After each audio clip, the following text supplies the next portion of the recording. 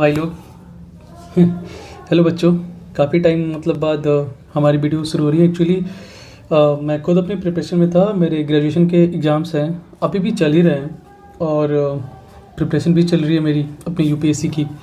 Actually I M जिन्हें नहीं पता है मैं बताता हूँ, I am preparing for UPSC CDS.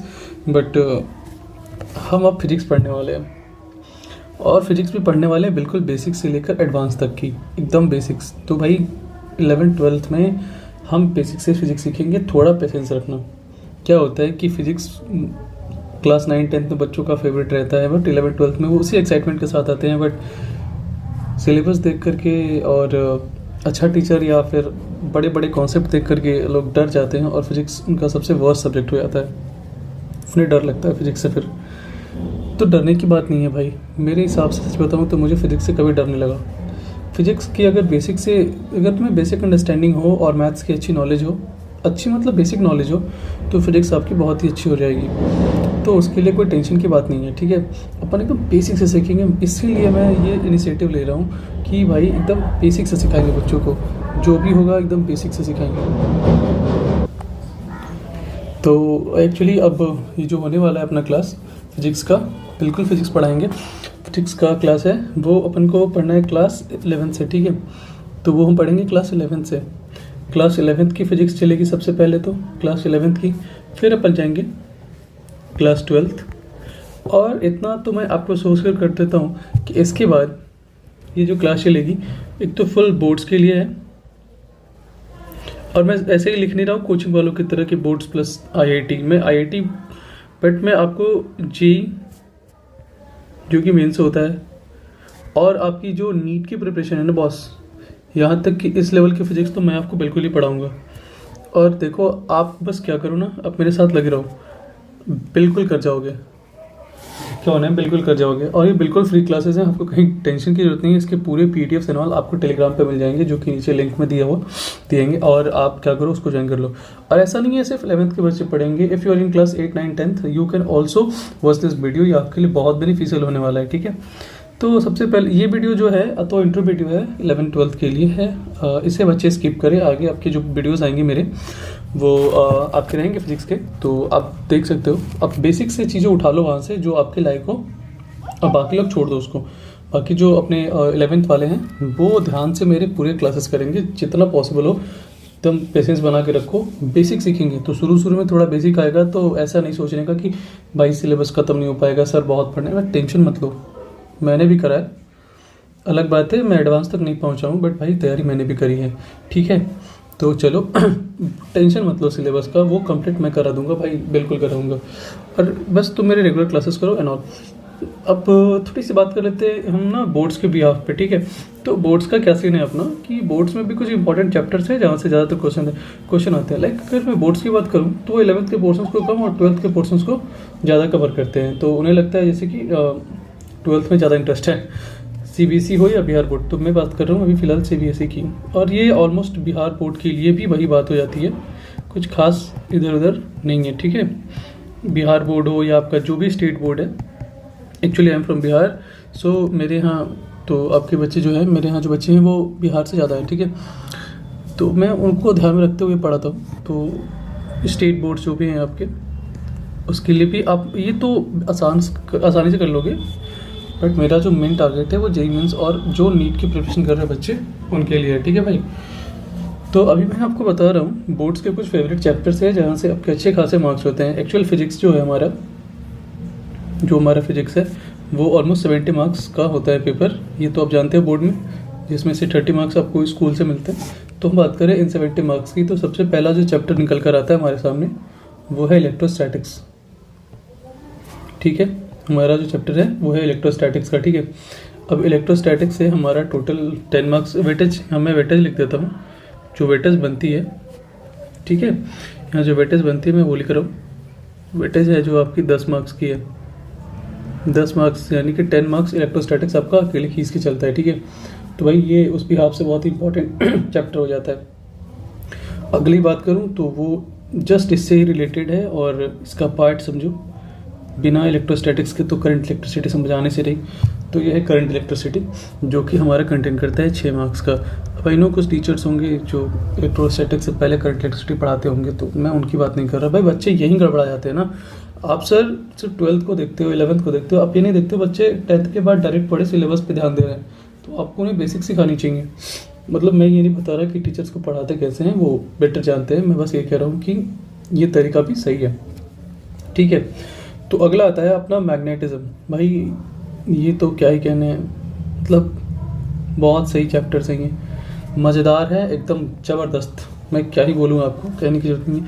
आप जब पढ़ोगे मेरे से एक बार तो आपको लगेगा कि भाई ये बस हवा बना के रखा था, ये भारी वो भारी, कुछ भारी भारी नहीं है भाई। बोर्ड के लिए तो आप एकदम डिट्टो भाई गारंटी लगा लो, तैयार हो ही जाओगे, एकदम ठोक के गारंटी ले लो। और इतने अच्छे, मतलब फिजिक्स में मैं आपकी 70 आउट ऑफ 70 की गारंटी लेता हूँ। बाकी स्कूल से देख लो भाई, स्कूल अगर तुम्हारा जितना ज़्यादा मार्क्स देगा तो मेरिट में उतना बढ़िया बनोगे, बट 70 का तो मैं पूरा टारगेट लेता हूँ, 70 आउट ऑफ 70, एक सिंगल मार्क्स की कमी नहीं कर रहा हूँ भाई, 70 आउट ऑफ 70 इन बोर्ड्स, ठीक है। अब बहुत सारे बच्चे होंगे जो जेई की तैयारी नहीं करते हैं, जो नीट की प्रिपरेशन नहीं करते हैं, जब बोर्ड पास करना है, तो भाई तुम टेंशन मत लो, भैया है तो फिर क्या टेंशन है, ठीक है। तो मैग्नेटिज्म से हमारा 8 मार्क्स का पूरा पेपर तैयार होता है। चलो उसके बाद में बात करते हैं हम, अगला चैप्टर है जो हमारा इलेक्ट्रोमैग्नेटिक इंडक्शन। ये सब एक दूसरे से रिलेटेड है, और सच बताऊँ ये मेरे फेवरेट चैप्टर्स हैं, मतलब मुझे बहुत मज़ा आता है इनमें। लिटरली ये जो एक दूसरे से इंटरकनेक्शन है ना इनका, इतना सॉलिड है भाई, क्या ही बताऊँ। तो यहाँ से हमारे टोटल 9 मार्क्स के पेपर तैयार होते हैं, ठीक है। अगला है हमारा जो कि इलेक्ट्रोमैग्नेटिक वेव्स है। एक्चुअली मेरे को याद ही हो गए हैं सब या यूँ बोलूँ, मैंने पिछले कुछ टाइम से अपने नोट्स को रिवाइज़ कर रहा था, मैंने मेहनत करी इसके ऊपर, मैं बहुत सही बताऊँ तो मुझे याद नहीं था एक्चुअली, मैं भूल गया था। तो मैं अपने सारे क्लास पटना के नोट्स एंड ऑल, बाकी जो भी एलन वेलन से मिले थे उन सबको रिवाइज़ करके एंड ऑल, ठीक है। तो इलेक्ट्रोमैग्नेटिक वेव से 2 मार्क्स के बनते हैं। एक और है, ये तो सबका फेवरेट होता है, ऑप्टिक्स। लाइट वाइट सब 10th में पढ़ के आते हैं ना, तो बच्चों का बड़ा मजा आता है ऑप्टिक्स के अंदर में। ऑप्टिक्स में आपका रे ऑप्टिक्स है, ऑप्टिकल इंस्ट्रूमेंट होता है, फिर वेव ऑप्टिक्स पढ़ना है। तो सबसे मोस्ट स्कोरिंग चैप्टर जो है ये यही है, 16 मार्क्स का। भाई मैं आपको बोलता हूँ ना, आप इस पर स्टार लगा लो, क्या लगा लो तुम, स्टार लगा लो, VVI कह लो इसको। सबसे मज़ेदार यही है, और यही सबसे बढ़िया तरीके से पढ़ना है अपने को, ठीक है। तो ये तो अपना फेवरेट है ऑप्टिक्स। ऑप्टिक्स में भी अपना अलग अलग है, 2 अलग अलग है, ये डिटेल में डिस्कस कर लेंगे, ठीक है। वैसे मैं बस अभी बता दे रहा हूँ, रे ऑप्टिक्स है, जब पढ़ना ही है अपने को ये, तो क्या है का टेंशन भाई। ये अपना वेव ऑप्टिक्स है, ठीक है भाई, टेंशन की कोई बात नहीं है। अच्छा अगला जो 7वां आता है हमारा, वो है dual nature of radiation and matter करके होता है, हाँ यही होता है, ठीक है। तो डुअल, अब चैप्टर में रट के थोड़ी बैठा हूँ यार, डुअल नेचर ऑफ रेडिएशन है, नीचे लिख रहा हूँ, रेडिएशन एंड मैटर, ये है। देखो ये जो है ना, अगर आपके ऑप्टिक्स वाला पार्ट अच्छे से क्लियर हो जाए तो फिर ये कुछ ज़्यादा नहीं होता है, बट हाँ यहाँ से भी क्वेश्चंस अच्छे आते हैं। 4 मार्क्स के, 4 मार्क्स कम थोड़ी होते हैं, अपने को 70 में 70 लेना है। कितना लेना है भाई, 70 आउट ऑफ 70 चाहिए अपने को पूरा, एनी हाउ लेना है, बस लेना है बोर्ड्स के लिए, ठीक है। तो वो कोई टेंशन की बात नहीं है। अभी चलो बात करते हैं अगला। अब अगला है एटम्स एंड न्यूक्लियाई। बहुत सारे लोग पढ़ाते भी नहीं हैं इसको, बट मैं पढ़ाऊँगा।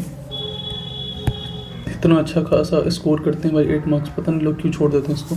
अच्छे टीचर्स जो है ना बिल्कुल पढ़ाएंगे इसको, जो भी अच्छे टीचर्स होते हैं बिल्कुल इसको लेके चलते हैं। अच्छा इसके बाद में एक मस्त चैप्टर है भाई, ये बहुत मज़ा आता है इसको पढ़ने में, वो है इलेक्ट्रॉनिक डिवाइसेस। मतलब क्या ही बताऊँ भाई, ये सब ज़बरदस्त चीज़ें जो 12th ने दे रखी है भाई, मतलब लाजवाब। और यहाँ से भी अच्छे खासे क्वेश्चन बनते हैं 7 मार्क्स के, सो कांट स्किप दैट। और ठीक है, और जो फाइनल है हमारा, और वो है हमारा यही 9 चैप्टर हो गया। अब आप इन मार्क्स को कंटिन्यू करो, जोड़ो, देखो क्या आता है। ऊपर में 10, 10 6 16, 8 24, 24 9 33, तो 35, 6 41, 10 51 4, 55 8, 63 7 70, ले भाई हो गए 70 मार्क्स टोटल। तो अगर हम इनको ही पढ़ेंगे बोर्ड्स में तो भी बहुत अच्छा से पूरा कंप्लीट हो जाएगा। 70 मार्क्स आ गए ये आपके टोटल, ठीक है। तो ये अपना पूरा 70 मार्क्स का कहानी हो गया। अब इनको इन डिटेल चर्चा करेंगे, इनकी हम जो भी हमारे चैप्टर्स हैं। और ये बोर्ड्स के लिए है, मैं अभी जेई के लिए बताऊंगा कि जेई के लिए हमें कितना पढ़ना है, नीट के लिए हमें कितना पढ़ना है, बट ये हमारे बोर्ड्स के लिए है। मैं जल्दी नीट के लिए बता दूंगा। ये वीडियो मैं ज़्यादा लंबी नहीं करना चाहता था, जस्ट इंट्रो वीडियो था ये भाई, तो ताकि आप लोगों को पता चल जाए कि आप जो भी अभी 11th में जा रहे हैं या 12th में हैं, आपको बिल्कुल टेंशन नहीं लेना है। अपन हम पढ़ेंगे इसको एकदम इत्मीनान से पढ़ेंगे भाई, बहुत सही, कोई ज़्यादा टेंशन नहीं है। और फिजिक्स की जो टेंशन ना दिमाग से भाई, उसको निकाल दो आप, ठीक है। कुछ हार्ड नहीं है। देखो भाई, सब कुछ मुश्किल है, ठीक है, सब कुछ मुश्किल है, सब कुछ मुश्किल है।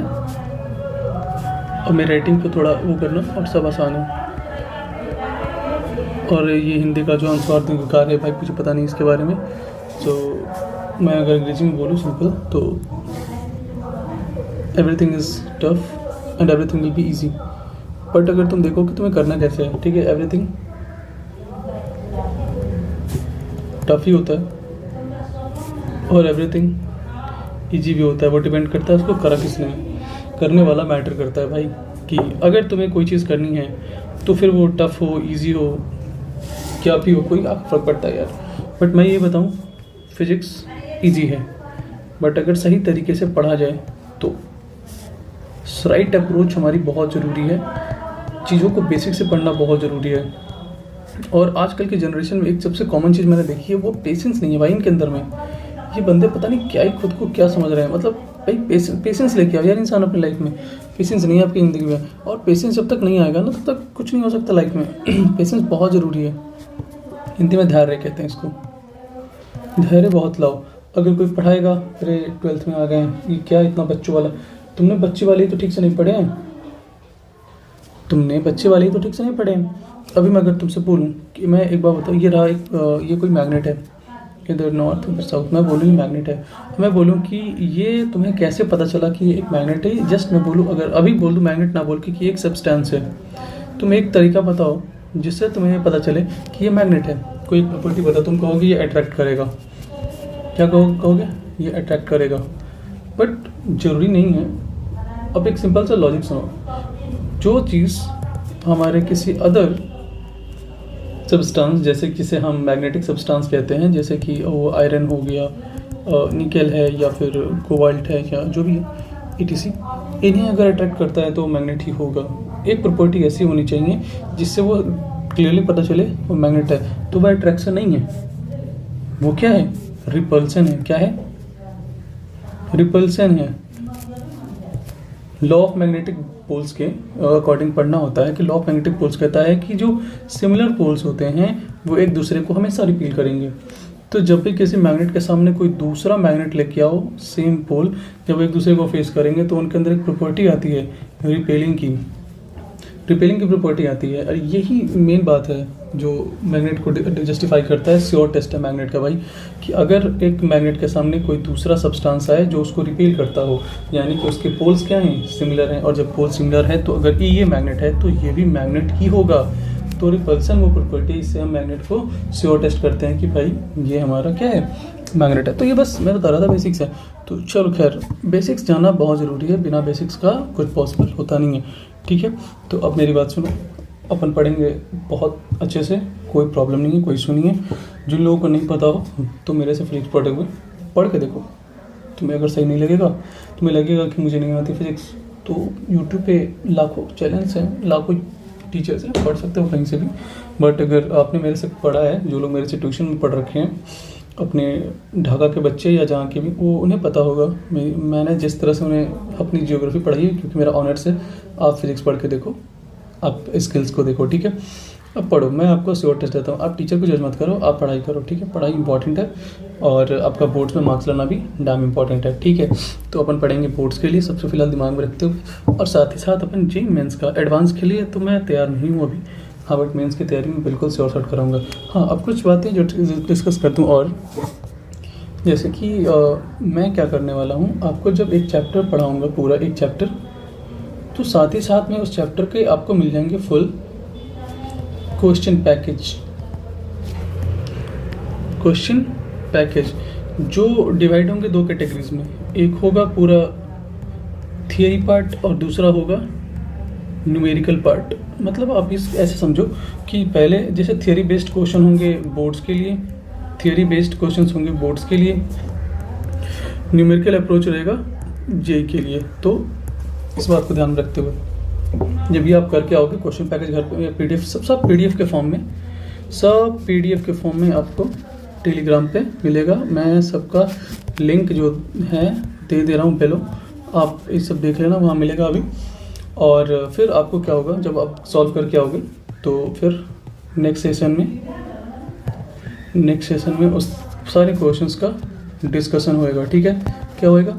डिस्कशन वीडियो आएगा, उसमें आप वो सारे न्यूमेरिकल अप्रोच जितना भी है, न्यूमेरिकल है या फिर हमारा वो थियोरी पार्ट है, कैसे आंसर करनी है, क्या है डायग्राम कैसे बनाना है एंड ऑल, सबका हम डिटेल में चर्चा करेंगे। भाई बस इतना समझ लो कि अगर तुम बोर्ड्स की तैयारी कर रहे हो तो मैं श्योर गारंटी ले रहा हूँ कि तुम्हें मैं तैयार कर दूँगा, ठीक है। मैं भी सीख रहा हूँ, तुम्हें भी सिखाऊंगा पूरे ढंग से। श्योर ले लो बोर्ड के लिए। बोर्ड्स का अपना बस एक ही टारगेट है, 70 आउट ऑफ 70, सिंपल, ठीक है। चलो मिलते हैं फिर बहुत जल्द। अच्छा, बैचें जो आने वाली हैं वो 16 अप्रैल के बाद आने वाली हैं। अभी हमारी कोई बैच नहीं आ सकती भाई, क्योंकि मेरा 16 अप्रैल को पेपर है CDS का। लेट्स सी क्या होता है, पेपर देने के बाद ही बैचेज आएंगे। तब तक तुम जहाँ भी पढ़ रहे हो पढ़ो, फिर आप वेट करो, प्लीज़ वेट करो, ये वेट करना है आपको थोड़ा, फिर जल्दी ही बैचेज आएंगे। और जैसे ही बैचेज आएंगे आप जम के शुरू हो जाओगे मेरे साथ, और बिल्कुल हम लोग फोड़ के रख देंगे। क्या करेंगे? फोड़ देंगे, टेंशन की कोई बात नहीं, ठीक है। चलो मिलते हैं फिर 16 अप्रैल के बाद में। जय हिंद और मन लगा के पढ़ो।